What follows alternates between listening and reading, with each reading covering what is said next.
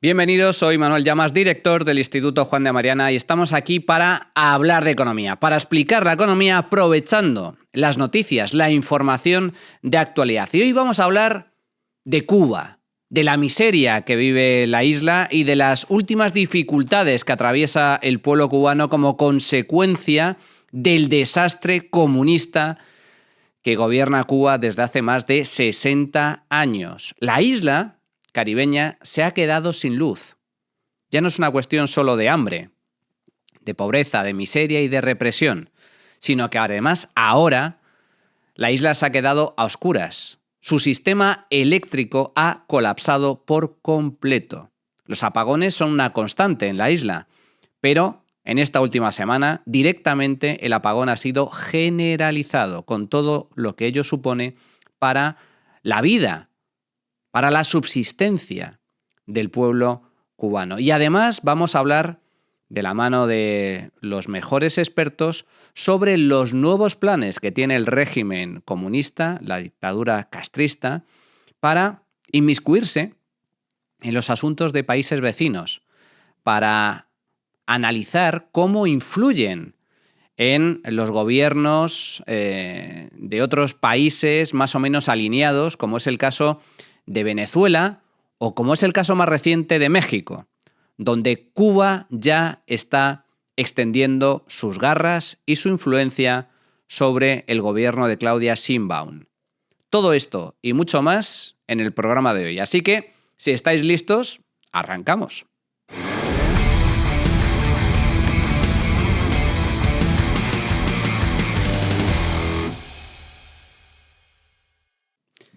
Hasta ahora Cuba se moría de hambre. Esta es una constante que sufre el pueblo cubano desde hace décadas, desde que el comunismo llegó a la isla, pero al problema del hambre, al problema de la escasez de todo tipo de bienes y servicios básicos, se suma ahora el apagón general de la isla.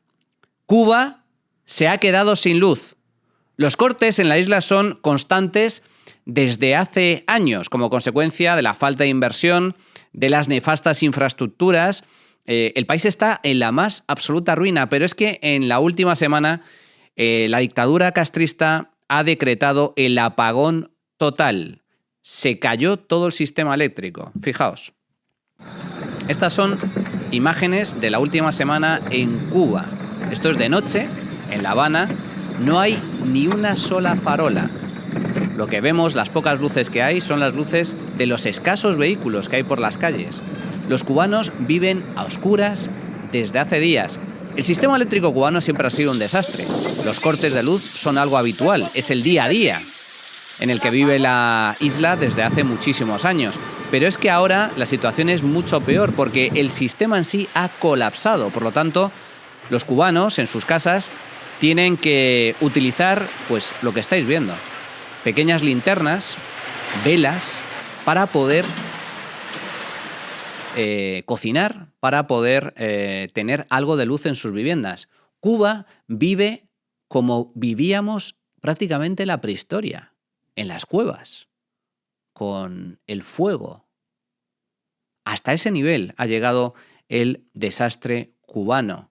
No hay luz, no hay electricidad en todo un país, en toda la isla cubana. ¿Cuál es el origen concreto de este apagón total? Pues básicamente el origen concreto se sitúa en una avería que tuvo lugar hace apenas una semana en la central termoeléctrica de Guiteras, una de las principales plantas eléctricas del país. Pero lo cierto es que en Cuba se lleva más de 20 años operando el sistema eléctrico con un mantenimiento absolutamente insuficiente, lo cual provoca, como digo, cortes constantes y habituales todos los días. Los cubanos se han acostumbrado a tener algo de electricidad, 3 o 4 horas de electricidad al día, pero pocas veces había pasado lo que está pasando justo esta semana, que es el apagón total, 24 horas sin luz durante varios días consecutivos.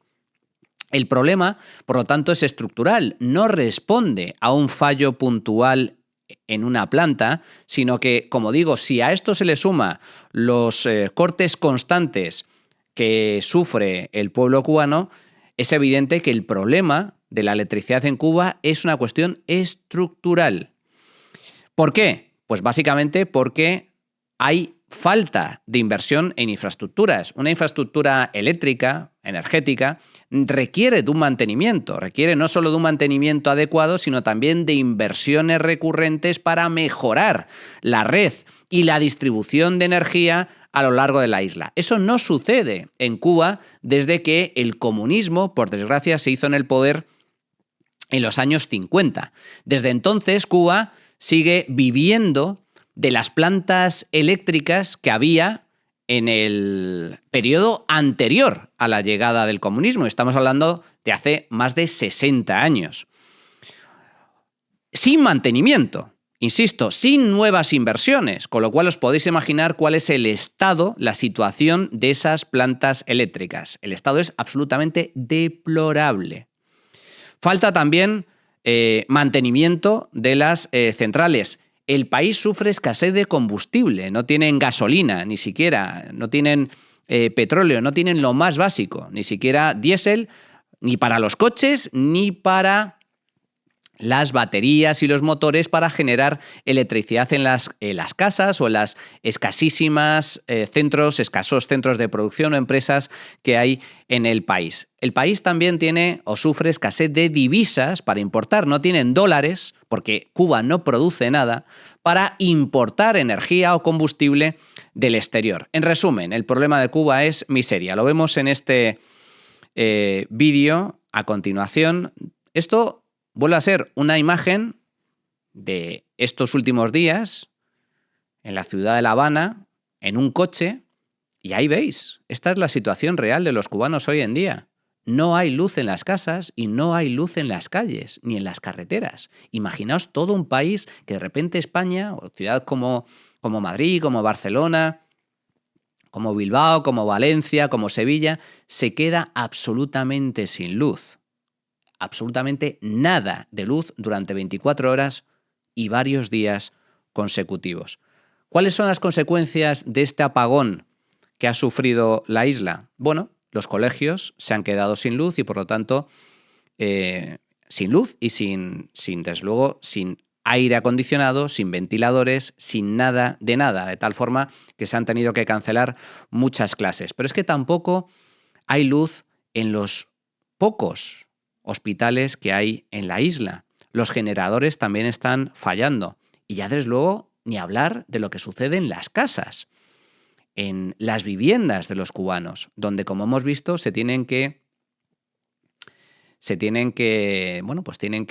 utilizar linternas o velas para poder tener algo de luz en sus casas. Tampoco hay agua, porque si no hay luz, ¿cómo llega el agua a las viviendas? Pues fijaos, en el siguiente vídeo lo vemos. Estamos viendo imágenes de cómo los cubanos se ven obligados, pues como sucede en el África subsahariana, a tener que ir a la fuente o al río a coger agua en botes, en botellas, para poder beber, para poder cocinar, para poder asearse. Esta es la realidad. Y desde luego hay un problema grave con la comida, porque tampoco hay neveras o refrigeradores en los que poder conservar adecuadamente los alimentos, con lo cual la comida, la escasa comida que hay en la isla, que tienen los cubanos, se acaba pudriendo. Esta es la realidad del pueblo cubano. Así lo anunciaba el primer ministro del régimen, Manuel Marrero.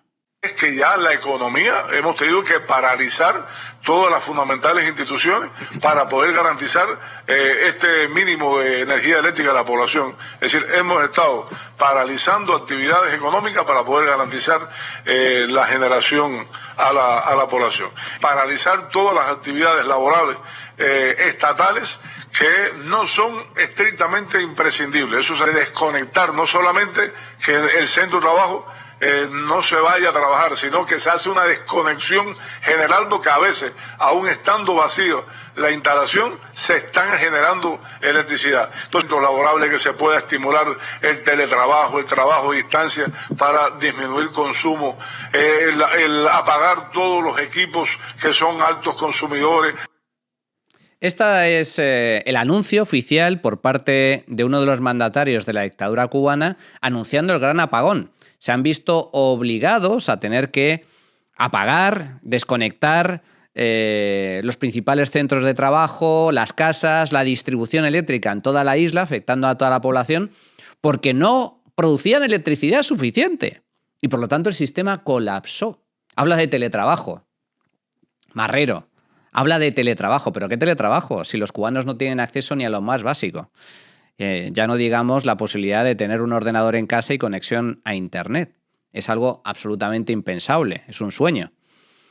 La realidad es que han tenido que desconectar el país. La gran desconexión, el gran apagón, como consecuencia de esa avería puntual que, como digo, ha supuesto el colapso del sistema eléctrico, pero que en el fondo es uno de los muchos problemas estructurales que tiene la isla. Precisamente por eso los cubanos no tienen acceso a electricidad estable durante el día. Los apagones son algo recurrente. Tan solo hasta ahora tenían muy pocas horas de luz al día. Ahora ya ni siquiera eso, como consecuencia de este apagón, de este colapso energético. Bueno, este es el anuncio oficial del gobierno. ¿Cuál es la excusa? ¿Cuál es la causa según la cual la dictadura cubana justifica este apagón? Pues lo vemos o lo escuchamos también en boca del dictador Miguel Díaz-Canel. Esto es una demostración más de todos los problemas que a nosotros nos causa el bloqueo y de los impactos del bloqueo, que a veces la gente se cree que no, que esto es la ineficiencia, que esto es que no se quiere, que se quiere molestar a la gente, ¿no? Hoy nosotros tenemos dos problemas. Uno, que no tenemos el combustible que necesitamos, y otro, que no hemos podido dar las reparaciones que necesitamos. Y todo eso pasa por divisa. Divisa que no tenemos por la persecución financiera y combustible que no tenemos por la persecución energética. ¿Os fijáis cuál es el argumento de la dictadura, no? Siempre es el enemigo externo. La culpa de todos los males que sufre la isla la tiene Estados Unidos, la tiene el bloqueo comercial que aplica Estados Unidos a la isla cubana. El bloqueo, que es una política, yo creo que desde mi punto de vista absolutamente errónea por parte de Estados Unidos, afecta única y exclusivamente a algunas, no todas, algunas de las relaciones comerciales y financieras entre Estados Unidos y la isla. Pero Cuba puede comerciar libremente con más de 180 países alrededor del globo. El bloqueo, por lo tanto, es la excusa. Es el mantra que utiliza el comunismo asqueroso, asesino del régimen cubano para justificar su propio desastre, su propio colapso, su propia miseria y represión. Es el chivo expiatorio. Todo es culpa del bloqueo, todo es culpa del imperialismo yanqui. Pero no es cierto. Cuba puede comerciar libremente con el resto del mundo. Cuba puede producir y, a cambio, vender cosas al exterior, conseguir divisas, conseguir dólares y con esos dólares comprar combustible o comida o insumos de todo tipo. Pero ¿cuál es el problema? Que Cuba no produce nada. Cuba no tiene divisas, no tiene dólares, porque no produce absolutamente nada. Es la miseria más absoluta. El pueblo cubano está bajo una bota dictatorial, comunista, que les impide producir, que les impide ganarse la vida libre y honradamente. Y como consecuencia de ello, puesto que la isla no produce nada y no vende nada al exterior, la isla no consigue divisas, no entran divisas. El único dinero que entra en la isla básicamente es el procedente de las remesas que envían los cubanos en el exilio a sus familias, los dólares que envían cubanos que residen en Miami, en Estados Unidos, en Europa, y que mandan mes a mes a los familiares que todavía viven en la isla para que puedan subsistir. La principal vía de ingresos y de divisas que tiene Cuba son las remesas del pueblo exiliado, de los cubanos que viven en el extranjero. Y la segunda es la llegada de turistas. Única y exclusivamente los turistas que todos los años visitan esos particulares hoteles, que son grandes hoteles con un gran espacio, que son cerrados absolutamente y que ofrecen una realidad distorsionada de lo que es Cuba. Porque en esos grandes complejos hoteleros, pues todo es lujo y todo son ventajas, pero sales del complejo hotelero y lo que te encuentras es la miseria de la isla. Esa es la realidad. Por lo tanto, son dos vías de ingresos la que tiene la economía cubana. Las remesas del extranjero y las divisas, los euros y dólares que llevan los turistas en sus bolsillos y que se gastan en esos grandes complejos hoteleros. Punto y final, no hay más. El resto es miseria. Y por lo tanto, el bloqueo comercial que siempre está en la boca de los tiranos cubanos no tiene nada que ver con la miseria de Cuba y no tiene nada que ver con el colapso energético y eléctrico que sufre ahora mismo la isla. Bien, ¿cuáles son las consecuencias de este gran apagón? Fijaos, los cubanos sufren una gravísima crisis humanitaria desde hace años. El pueblo pasa hambre, no tiene alimentos, lo tratamos en un capítulo anterior, pero es que ahora la situación se agrava como consecuencia de la falta de energía. Fijaos en el siguiente vídeo. Aquí vemos cómo el régimen cubano reparte directamente huesos entre la población. Ni siquiera reparte carne. Hay que recordar que en Cuba hay cartillas de racionamiento. Es decir, el régimen se encarga de distribuir algo de comida a los cubanos. Y hay cartillas de racionamiento, como hubo en su día en España tras la guerra civil. A cada cubano le corresponde un poquito de arroz, un poquito de aceite, un poquito de sal y un poquito de carne. Algo absolutamente insuficiente para mantenerse vivo. Absolutamente insuficiente. Pues bien, ahora, como consecuencia de este apagón, la crisis humanitaria que sufre la isla se ha agravado y, por lo tanto, la escasez de alimentos se ha intensificado. ¿Por qué? Porque no hay energía suficiente para mantener la comida, especialmente la comida perecedera, algunos productos perecederos, en condiciones óptimas para el consumo. Por lo tanto, la comida se pudre. En Santiago de Cuba, por ejemplo, las autoridades han limitado el acceso a los alimentos de manera extrema. Los residentes solo podrán recibir 345 gramos de pollo por persona al mes. Imaginaos, 345 gramos de pollo al mes. Estamos hablando de 3 filetes de pollo al mes para cada uno de los cubanos. Y lo que se reparte en la calle por parte del régimen, lo estáis viendo, esos son huesos, ni más ni menos. No vale ni siquiera para un pobre caldo o para una pobre sopa.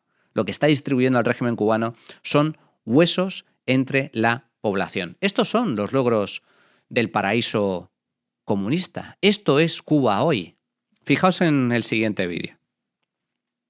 Un camión de huesos. Aquí vemos otra de las imágenes propias que se pueden ver en las ciudades de Cuba, donde, Que ahí me espera, mira. por parte de la dictadura, se está repartiendo esos Increíble, huesos. pero Esto sí, está grabado huesos por un a la cubano. vista. Y todo es una mentira. Ahí no hay No es un invento, esto es lo que hay. Ni nada. Todo es hueso. Todo el hueso. Miren la verdad, que nadie se la cuenta. La carne y los bistecs se la quedan los panzones en su casa, en sus neveras. Efectivamente. O allá en los La hoteles de carne primera línea que se ponen lo ellos. está reservada para la 24 cúpula puntos. del régimen y para los turistas, en los hoteles, punto y final. Para el pueblo, huesos, miseria. Pero vamos un poquito más allá. Esto es en cuanto al hambre, la situación que sufre ahora mismo la isla y la población. Pero si ampliamos un poco el enfoque, vamos a ver la gran diferencia entre lo que era Cuba antes y lo que es hoy. Estos son imágenes actuales de Cuba. Esta es la Cuba de hoy. La gente haciendo cola en las calles para conseguir un trocito de pan o un poquito de leche para poder alimentar a sus hijos. Esto es el centro de La Habana. Estos son las calles de La Habana en Cuba. ¿Veis? Los edificios, que son todos de antes de la llegada del comunismo, están en una situación absolutamente deplorable, lamentable. Se caen a trozos. Edificios que se derrumban porque no hay mantenimiento. Es lo que pasa en cualquier país cuando desaparece la base, uno de los pilares básicos de toda civilización, la propiedad privada. Cuando no hay propiedad privada, el resultado es el que veis: ruina, desastre, hambre, miseria y represión. Esto es Cuba, esto es La Habana, esto es la capital, donde viven, por cierto, los gerifaltes comunistas. Imaginaos el resto de la isla, los pueblos y otras ciudades de la isla. Cuba es más que La Habana. La situación es todavía más grave, más difícil, absolutamente dantesca. Fijaos en el siguiente vídeo, el antes y el después de Cuba tras el comunismo. Estos son, en las imágenes de arriba veis cómo era Cuba sin comunismo en los años 30. Y en la parte de abajo, cómo es el comunismo hoy, año 2023, cómo es Cuba hoy, en el año 2023, bajo la bota del comunismo, después de 65 años de comunismo. Estos son los logros del paraíso socialista. En Cuba no hay educación y sanidad. Dicen que hay educación y sanidad es gratuita, pero la educación y la sanidad es de una calidad absolutamente deplorable. Ni siquiera tienen para comer, no tienen electricidad, no tienen coches, tampoco tienen vivienda mínimamente con unas condiciones básicas para poder residir con ciertas comodidades. Y por supuesto tampoco tienen educación ni sanidad de calidad y tampoco tienen pensiones. Allí el sueldo de los cubanos, el sueldo oficial, apenas alcanza los $10 al mes. Por lo tanto es pura miseria y pura cárcel. Fijaos, el 89% de los cubanos viven en la pobreza más absoluta, según el Observatorio Cubano de Derechos Humanos. Esto significa que 7 de cada 10 cubanos han dejado de desayunar, almorzar o cenar. El 70% de los cubanos tan solo tiene 1 o 2 comidas al día. No pueden, en muchas ocasiones, ni desayunar, ni almorzar,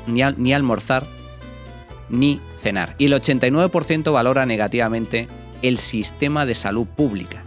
Comentan los defensores del régimen: bueno, pero hay sanidad. Pero ¿cómo que hay sanidad? Si ni siquiera tienen dinero para alimentarse, ¿de qué tipo de sanidad estamos hablando? No tienen ningún tipo de material, ni ningún tipo de tratamientos, no tienen acceso a las medicinas más básicas. Los hospitales, en esos hospitales no sobreviven ni las ratas. No hay ni las más mínimas condiciones de higiene. Es un desastre absoluto. Allí la gente se muere de infecciones, de las enfermedades más básicas y más sencillas. Esta es la realidad del comunismo. Cuba antes y Cuba después.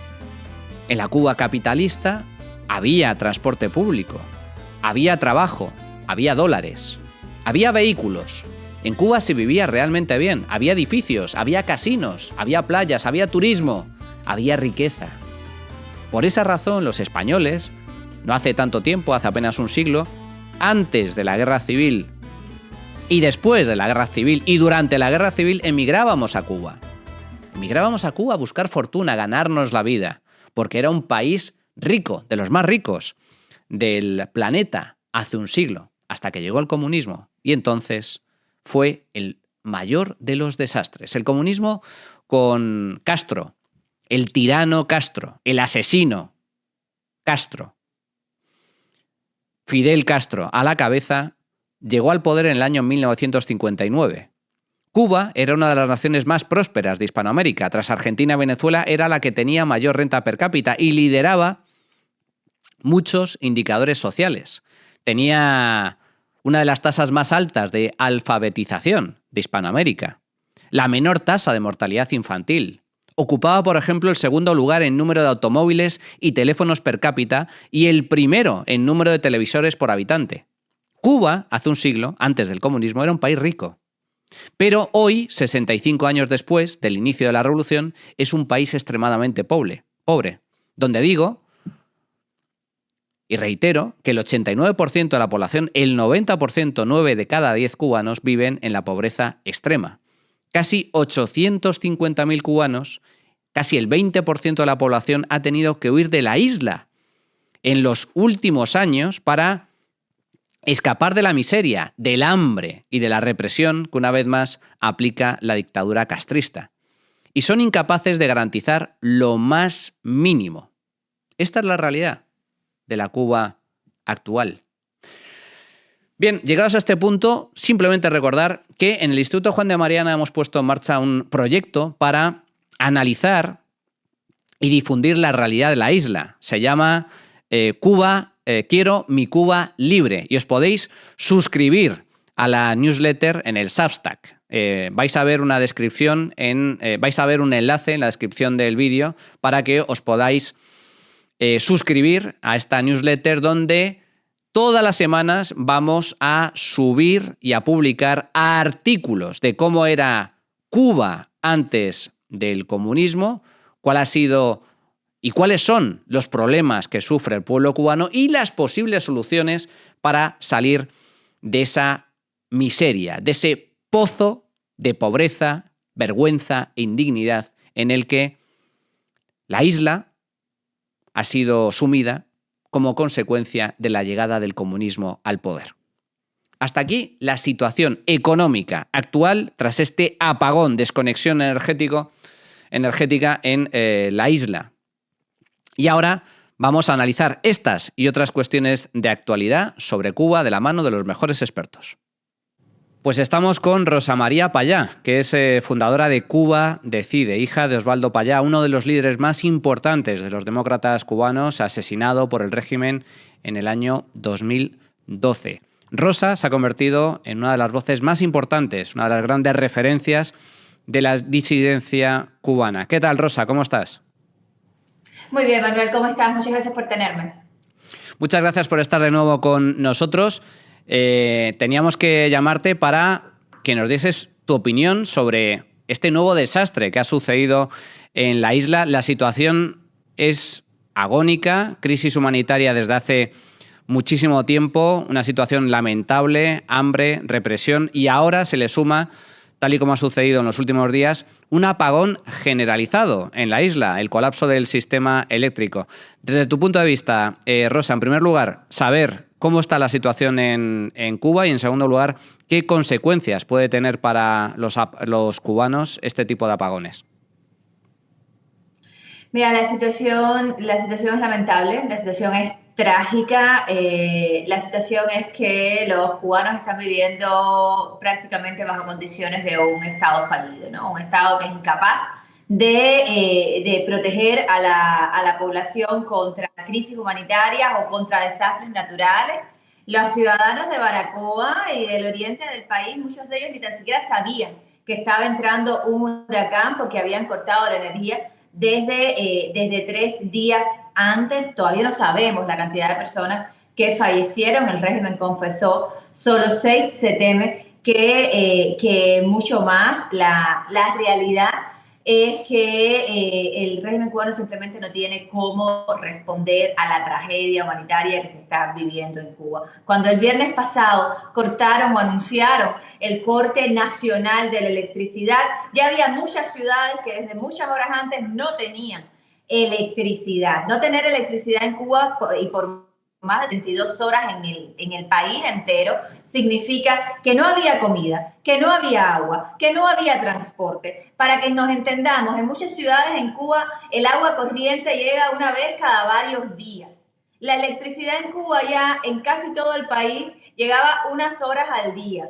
Estamos hablando de una población donde casi el 89% ya vive en condiciones de extrema pobreza. O sea, no sabemos cuántos muertos nos costó estas 72 horas sin luz. Lo que sí sabemos es que esa dictadura no tiene absolutamente nada que ofrecer al pueblo, que esta situación de colapso energético y que nos pone como pueblo al borde de una catástrofe humanitaria, acrecentando todavía más la crisis ya existente, es una situación provocada por la dictadura comunista, provocada por Miguel Díaz-Canel, por la dirección del Partido Comunista, bajo las órdenes de Raúl Castro y de un grupito, un puñado de generales, la mayoría en sus 90, que aún controlan el país y que usurpan el poder en Cuba y que no tienen nada que ofrecerle al pueblo cubano, que lo único que saben gestionar bien es la represión, y a eso se dedicaron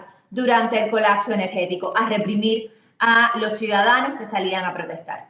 Precisamente por eso, Rosa, me gustaría preguntarte, porque una vez más la respuesta del régimen cubano al colapso energético en la isla ha sido precisamente la represión. Desde la televisión nacional, el presidente Díaz-Canel, el dictador, amenazó directamente a todos aquellos cubanos que protestaran en las calles. Así es, es realmente lo único que saben hacer, es lo único que saben gestionar. Es lo único que saben decir también, ya sin ningún pudor, en un momento donde se esperaría que estuvieran dando soluciones o al menos orientaciones a la población que está sufriendo. Salen para amenazar a los ciudadanos, para amenazarlos por protestar, para amenazarlos por alzar la voz, para amenazarlos por decir que no tienen comida. Yo creo que la realidad social de la isla está muy tensa en este momento. Por supuesto, el crimen está también en aumento en este momento, pero como lo han demostrado las protestas, que de alguna manera no han parado en los últimos 3 años, por supuesto han disminuido y han crecido en intensidad en este periodo, pero hay un antes y un después del verano del 2021 en Cuba, donde fue muy clara la posición popular, y es una posición por el cambio de sistema. Los cubanos tenemos claro, lo hemos dicho muchas veces, lo han gritado en las calles, al costo de sus propias vidas, al costo de su seguridad, al costo de su libertad física. Los cubanos estamos claros que para salir de la crisis hay que salir de la dictadura. Los dictadores saben que no tienen una salida y que el pueblo los quiere fuera. Así que aquí hay un mensaje muy claro también para la comunidad internacional, Manuel. Hay un mensaje muy claro para Europa, hay un mensaje muy claro para Estados Unidos. Es hora de dejar de financiar la represión en Cuba, especialmente si estamos hablando con los europeos, que le mantienen millones de dólares todavía al día de hoy a los militares que están en el poder en Cuba, y es hora de dedicar su tiempo, su legitimidad, sus recursos a apoyar al pueblo cubano y a presionar esa dictadura para que tenga que someterse a la voluntad de cambio de la ciudadanía, que en este momento es simplemente un asunto existencial para los ciudadanos cubanos, pero no nos equivoquemos, también para la región. Una catástrofe humanitaria en Cuba no le conviene a nadie. La inestabilidad que el régimen cubano ya ha sembrado en las Américas, incluyendo en la frontera sur de los Estados Unidos, solamente puede subir exponencialmente si permiten al régimen cubano continuar reprimiendo con impunidad en lugar de apoyar la salida democrática que los cubanos estamos impulsando. ¿Qué ocurre con la financiación que recibe el régimen? Porque es cierto que Cuba solo hay miseria, no produce absolutamente nada, no tiene divisas, el pueblo vive la más absoluta de las pobrezas, pero sí es cierto que el régimen sigue recibiendo fondos por parte de terceros países, de países extranjeros, y de hecho, en concreto, varios países han destinado fondos específicos para mejorar el sistema eléctrico en la isla. En el año 2015, Rusia envió cerca de 1.200 millones de euros para la construcción de termoeléctricas, y la Unión Europea ha destinado también ayudas importantes para el desarrollo energético del país. ¿A dónde ha ido todo ese dinero? Y así nos ha ido con los millones rusos y de los contribuyentes europeos. Nos han llevado al colapso energético. Ahí nos lleva la ineptitud y la maldad de los dirigentes comunistas en Cuba, y por eso no solamente es contraproducente, es cómplice financiar a los militares cubanos, están financiando los palos que le están dando a los niños en las calles cuando salen a gritar libertad, cuando salen a decir que tienen hambre, porque eso es lo que se está gritando en Cuba. Ayer una madre joven cubana sufrió un accidente cardiovascular porque su niño, que lleva 3 años preso, que lo cazaron en la calle cuando tenía 20 años y estaba gritando en las protestas pacíficas, lo molieron a palos los represores dentro de prisión. Y esta madre, que lleva 3 años luchando por la libertad de su niño, sufrió un accidente cardiovascular. A ese punto, ¿no? A ese punto está la ciudadanía cubana. No hay uno, hay más de 1000 prisioneros políticos cubanos y esos son los que conocemos. No conocemos la mayoría, porque muchos de los que están en prisión en Cuba están en prisión por crímenes fabricados que son de naturaleza política. Y cuando digo de naturaleza política es que son prisioneros de conciencia, es que se atrevieron a decir lo que pensaban en un momento determinado o a negarse a cooperar con la dictadura. Tú me preguntas por los millones de euros van a financiar la represión. Y si Europa quiere hacer algo decente, que debería, al menos debería dejar de financiar a los militares cubanos. Por supuesto que el pueblo cubano necesita mucha ayuda, pero la manera de hacerlo es dejarnos autogestionarlo. Y para eso ayúdennos a someter a esa dictadura a la voluntad soberana de la ciudadanía, que es lo que debe haber pasado desde hace 65 años y no ha ocurrido en mi país.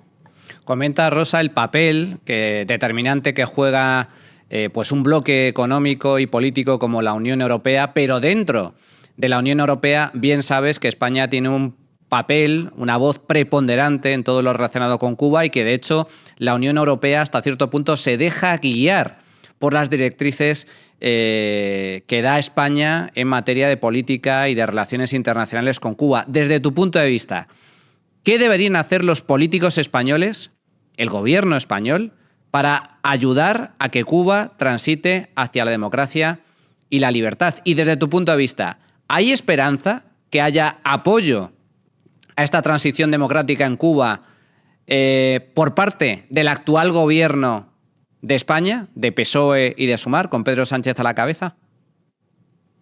Bueno, por sus hechos los conocerás, dice el Evangelio. Y realmente lo que nosotros hemos recibido de parte del gobierno español, y cuando digo nosotros me refiero a los cubanos que estamos aspirando a vivir en libertad y democracia, que creo somos la inmensa mayoría del pueblo cubano, es simplemente ser espectadores de las simpatías entre el gobierno español actual y los dictadores cubanos. Está muy claro lo que debería estar haciendo Pedro Sánchez. Debería estar orientando al Consejo de Ministros de la Unión a frenar todo financiamiento a la dictadura cubana. Debería estar pidiendo responsabilidad social corporativa a cada uno de los empresarios españoles que en mi país son cómplices de involucrarse en enriquecer a la dictadura cubana sobre los derechos humanos de sus empleados cubanos y del resto de los cubanos que viven en las áreas donde ellos tienen sus hoteles y sus negocios. Debería tenderle la mano a la ciudadanía cubana, una ciudadanía que en una porción importante es también española o tiene familia española y que tiene las mayores simpatías con el pueblo español, pero que desde España lo único que ha recibido por años es una espalda fría mientras ve cómo se le tiende la mano a la dictadura. Rosa María Payá, fundadora de Cuba Decide, una de las grandes voces referente de la disidencia cubana. Muchísimas gracias, mucha fuerza, mucho apoyo. Bien sabes que el pueblo español, los españoles de bien, estamos con la democracia, con la libertad de los cubanos y con el pueblo cubano y no con sus dictadores y sus tiranos. Muchísimas gracias, fuerte abrazo. Muchas gracias, Manuel. Un abrazo. Bueno, pues para hablar sobre la situación en Cuba y sus diferentes variantes, contamos con John Suárez, que es director ejecutivo del Center for a Free Cuba, activista de derechos humanos y uno de los mayores expertos y analistas de Cuba. ¿Qué tal, John? ¿Cómo estás? Estoy bien, gracias por la invitación. Bueno, muchas gracias por estar con nosotros. John, mientras los cubanos se mueren de hambre y ahora también encima sufren apagones constantes, la isla está sin luz después de ese colapso del sistema eléctrico, la dictadura sigue siendo la sal de todos los platos. Cuba está en Venezuela, Cuba está en Rusia, apoya a organizaciones terroristas de Oriente Medio y ahora también nos acabamos de enterar que está enviando brigadas médicas a México. Supuesto. Y también ahora acaba de entrar en el BRICS, que va a tener otro flujo de fondos para poder hacer los daños que está haciendo alrededor del mundo e incluso reprimir más al pueblo cubano. ¿Cuál es la situación en concreto de México? Se ha revelado que una parte importante de esos médicos enviados al país vecino en realidad eran militares. Bueno, lo que hemos visto, por ejemplo, en el caso de Venezuela, era que había una mezcla, algunos que eran médicos, otros que eran miembros de la inteligencia cubana, y sea no médicos o médicos, todos tenían una agenda política, era decir, los órdenes eran, si alguien quería recibir oxígeno, tenía que votar para Maduro. Entonces, tiene un objetivo político, pero también otro financiero, porque la mayoría de los fondos de los médicos actuales también se las arca ese régimen.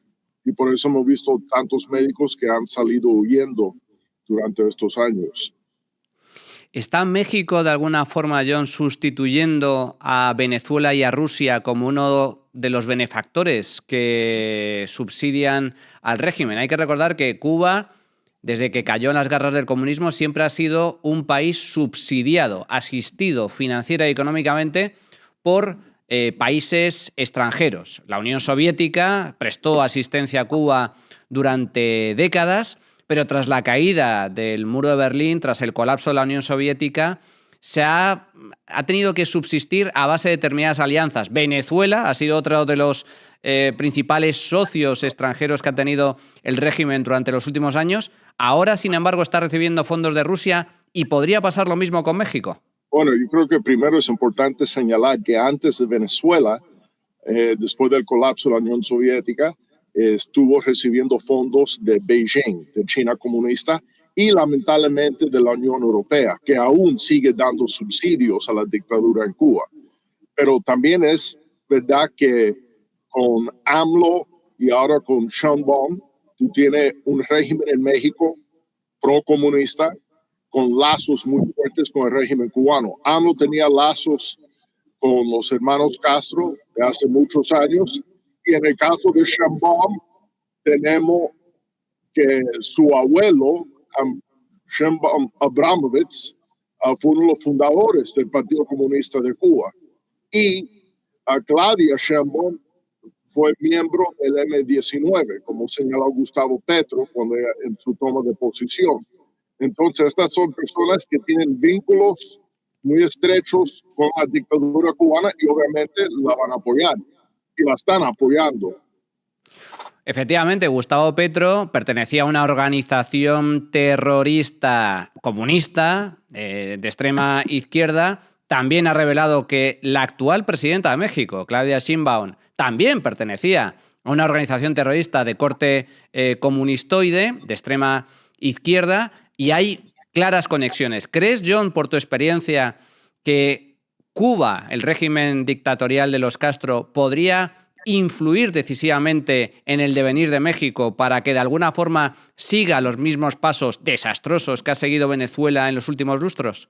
No es lo que pueda, es lo que está haciendo hace décadas. La embajada de Cuba en México es una de las más grandes y ha tenido un papel destabilizador en México y ha apoyado a AMLO, está apoyando a Claudia Sheinbaum en términos tácticos y estratégicos, y tienen una relación, como yo dije, muy estrecha. Entonces esto no es algo nuevo, es algo que viene de hace muchos años. ¿Cuál es, cómo apoya de alguna forma, cómo presta asistencia el régimen cubano a países aliados, socios de extrema izquierda del entorno? ¿Con inteligencia militar? ¿Con inteligencia estrategia militar, política?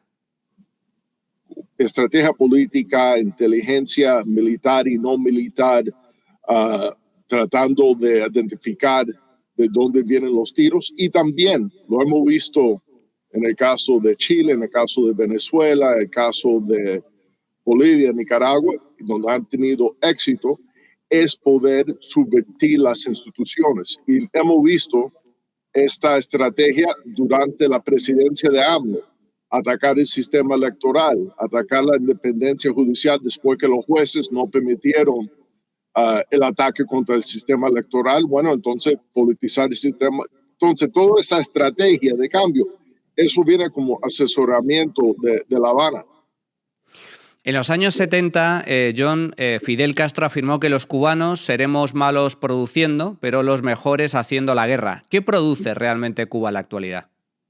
Miseria, no solamente para Cuba, pero también donde su modelo ha estado implantado. Lo podemos ver claramente en Venezuela, también se puede ver en Nicaragua, en términos de los estudiantes asesinados, el presidio político y el declive en la calidad de vida de los nicaragüenses.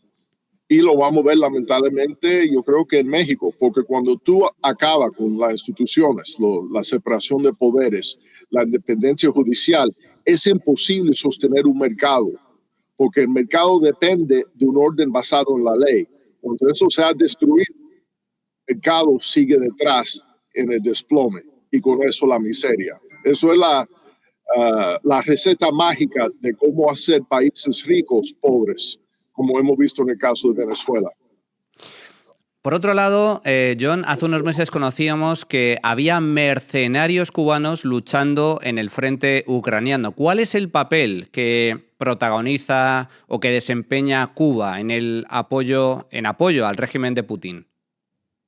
Bueno, hemos visto mercenarios, pero también es importante señalar, formalmente Cuba ha firmado acuerdos militares con Bielorrusia, que también está tomando un papel importante en la guerra de Ucrania. Ahora, ¿qué hacen los cubanos? Porque están recibiendo el subsidio de la Unión Europea, inventan el cuento que ellos no sabían que esos soldados cubanos estaban ahí, que eran unos cubanos que organizaron un tráfico ilícito de cubanos a Rusia para luchar en la guerra de Rusia. Y hay alguna gente que no sé si se están auto-mintiendo dentro de la Unión Europea que creen ese cuento, y también la Casa Blanca. ¿Por qué? Acabamos de ver el gobierno de Estados Unidos decir que van a sancionar países que están respaldando a Rusia. Fuera de esa lista está Cuba. Y el argumento es, bueno, esos soldados fueron ahí por invitación de los rusos sin saber. Nadie se cree eso, que conoce realmente la naturaleza de ese sistema. Y también tenemos que recordar que en el año 1973, cuando la guerra de Yom Kippur, el régimen castrista envió miles de soldados cubanos encubiertos como estudiantes, viajando por Europa, terminaron en Siria, entonces invadiendo a Israel para tratar de destruir el Estado judío. Es absolutamente tremendo, John. Para terminar, hay algo que en el ámbito penal, en el ámbito de la investigación policial, se denomina autor intelectual. Cuando uno se comete un crimen, está el autor material, el que aprieta el gatillo, y está el autor intelectual, el que planifica la operación, el que diseña el crimen o el delito. ¿Podría decirse que el régimen comunista de Cuba es el autor intelectual de las tiranías que existen en Hispanoamérica y que también podrían llegar a producirse en España? Primera pregunta. Y la segunda, relacionado con esto último, ¿tiene ramificaciones también la dictadura castrista en España? ¿Influye y asesora activamente a la extrema izquierda española? Mira, yo creo que es dos preguntas importantes, pero están aún un poco más complicados. El régimen cubano es un nodo importante de una red comunista que cuando desploma la Unión Soviética, ese régimen en Cuba se vio como el faro del comunismo internacional que se tenía que proteger. Los más radicales, los más ortodoxos, veían a China con cierta frialdad por sus reformas de mercado comunista, pero los puros, especialmente bajo el mandato de Raúl Castro, que ha mantenido el sistema comunista, estalinista, ortodoxo, han sido los cubanos. Y por eso atrae a la izquierda internacional.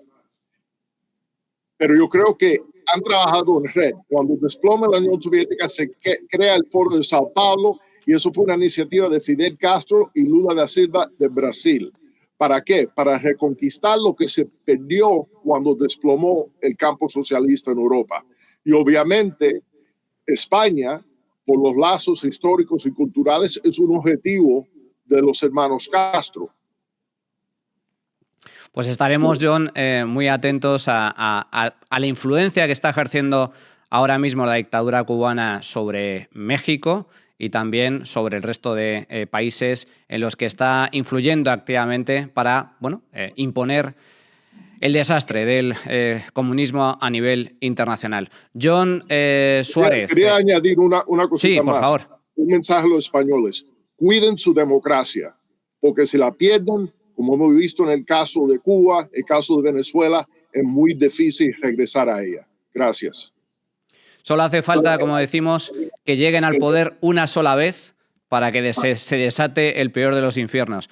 John Suárez, director ejecutivo del Center for a Free Cuba, activista de derechos humanos y un gran experto en todo lo relacionado con Cuba. Muchísimas gracias. Un fuerte abrazo. Gracias a usted. Igualmente. Bueno, y para comentar, para analizar cuál es la relación y la influencia que ejerce la dictadura cubana sobre el régimen dictatorial de Venezuela, contamos con Matías Jove, que es director ejecutivo de la Asociación Española Cuba en Transición. ¿Qué tal, Matías? ¿Cómo estás? Muy bien, Manuel. Muchas gracias por tenerme. Gracias a ti por estar con nosotros. Bueno, en primer lugar, ¿qué papel juega o ha jugado Cuba en la conversión, en la particular transición de Venezuela hacia el desastre? No solo hacia la miseria económica, sino especialmente a la vista de las últimas elecciones, el último fraude electoral protagonizado por la dictadura bolivariana, esa transición hacia la tiranía comunista con todas las letras. Pues Manuel, simplemente es imposible entender lo que ocurre en Venezuela sin hacer una referencia al papel que Cuba ha tenido y desde hace muchísimos años en todo ese proceso de transición de lo que es una democracia, como todas las democracias, con sus problemas, a un régimen que está ahora mismo acusado de crímenes de lesa humanidad por Naciones Unidas. Y para ver esto es muy importante saber que Venezuela desde el principio fue objeto de deseo por parte de Fidel Castro. El primer viaje que hace Fidel Castro a un país extranjero es precisamente a Venezuela, porque son los años en los que Cuba estaba sufriendo mucho desde el punto de vista económico, había caído el muro de Berlín, se había disuelto el bloque soviético y en ese momento Fidel Castro ve que Cuba es una tabla de salvación para su economía. Se reúne con Rómulo Betancourt, de la recién estrenada democracia venezolana, que era socialista, y le pide que le ayude a financiar la revolución cubana y su expansión al exterior. Rómulo Betancourt le dice que no, y Fidel Castro empieza todo un proceso de toma de Venezuela, que empieza con algaradas, manifestaciones, sabotajes, que terminan con la expulsión del entonces embajador de Cuba en Venezuela. Hay un intento de invasión con soldados cubanos en la época ¿no? Es un poco de lo que se llamaba el foquismo, ¿no? Para intentar hacer una especie de Granma, del yate Granma que llega a Venezuela. Y posteriormente, cuando todo eso fracasa, lo que hacen es que infiltran el ejército venezolano, que es un proceso que dura décadas, y concluye en un golpe de Estado liderado por un joven que se llamaba Hugo Chávez. Como sabéis, Hugo Chávez, ese golpe de Estado es un golpe de Estado fallido, acaba en la cárcel y después de casi 2 años en la cárcel sale como un auténtico fracaso, ¿no? O sea, él había fracasado en su intento de toma de Estado, de golpe de Estado, y lo primero que hace es viajar a La Habana, donde le recibe Fidel Castro al pie de la escalerilla del avión, se fusionan en un abrazo y están durante 3 días conviviendo en La Habana, y se produce ahí una especie de enamoramiento donde de alguna forma Fidel Castro empieza a ser como el padre político de Hugo Chávez, a quien apoyan hasta que alcanza legítimamente, digo democráticamente, gana unas elecciones, y desde el primer momento se somete al liderazgo de Fidel Castro, a quien empieza a pagar muchísimos millones de euros en forma de petróleo, o sea, 100.000 barriles diarios de petróleo, inversiones, distintos convenios de distinta clase, y mientras tanto Cuba envía una auténtica oleada de brigadas médicos, maestros, entrenadores deportivos, funcionarios, que a la postre resultaron no ser del todo médicos, no ser del todo entrenadores deportivos, sino gente que de alguna forma infiltra esa Venezuela y replica el modelo cubano de comisiones de defensa de la revolución, mientras desde el poder se va avanzando en un proceso de deterioro de las instituciones, del CND, del Tribunal Supremo, del propio ejército venezolano, y se va acelerando un modelo que es un esquema asistencial donde cada vez más gente depende del Estado venezolano, ¿no? Entonces, ese es como el primer paso, donde los cubanos tienen un papel como muy importante, pero como sabéis, en el año 2002, el ejército, que había una parte del ejército que todavía no estaba infiltrado por la gente de Hugo Chávez, da un golpe de Estado al propio comandante Chávez, que también fracasa. Y en ese momento Chávez ya no se fía absolutamente de nadie. Y se firman una serie de convenios entre Venezuela y Cuba en el que se le entrega la dirección y la ejecución de los servicios de inteligencia y el ejército a la parte cubana. Desde ese momento se puede decir que Cuba dirige de alguna forma los órganos de represión y de tortura que se están practicando en Venezuela. Es un país títere. Venezuela es un país títere, es un país al servicio del régimen cubano, que es el inspirador filosófico y político del bolivarianismo de Hugo Chávez. Hugo Chávez a modo de infiltrado del régimen castrista, pero es que además, corrígeme si me equivoco, Matías, Nicolás Maduro también se formó en Cuba antes de llegar al poder, y Maduro fue designado a dedo por Chávez para ser su sustituto cuando ya estaba al borde de la muerte. Entiendo que la figura Maduro realmente no la puso ahí Chávez, la puso la dictadura cubana. Efectivamente, la puso Chávez porque Chávez hacía lo que le decía la dictadura cubana, ¿no? Y efectivamente Maduro es un hombre de La Habana, es un hombre entrenado en La Habana, y fue el hombre de confianza del régimen de Castro en el entorno de Hugo Chávez, y son los susurros un poco de ese entorno los que al final le convierten en el delfín de Hugo Chávez y en el presidente que acelera todo este papel que es fundamental, el papel que tiene Cuba en todo el sistema de inteligencia y en el ejército.